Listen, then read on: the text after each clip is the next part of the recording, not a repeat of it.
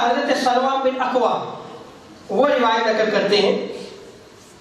صحیح مسلم کی یہ دوسری روایت ہے، کہ جو شخص تم میں سے قربانی کرے تو 3 دن کے بعد اس کے گھر میں اس میں سے کوئی چیز جو ہے وہ باقی نہ رہے۔ جب اگلا سال آیا تو صحابہ نے عرض کیا رسول اللہ کیا ہم اسی طرح کریں جس طرح ہم نے پچھلے سال کیا تھا؟ تو تاجدار کائنات صلی اللہ علیہ وسلم نے فرمایا نہیں، پچھلے سال چونکہ لوگوں کو گوشت کی ضرورت تھی اس لیے میں نے حکم دیا کہ اسے روک کے نہ رکھو بلکہ جو ہے وہ پھیلا دو تاکہ جو جن کو گوشت میسر نہیں وہ بھی کھا سکے۔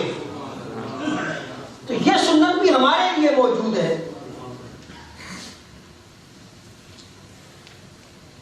اگر کسی اسلامی ملک میں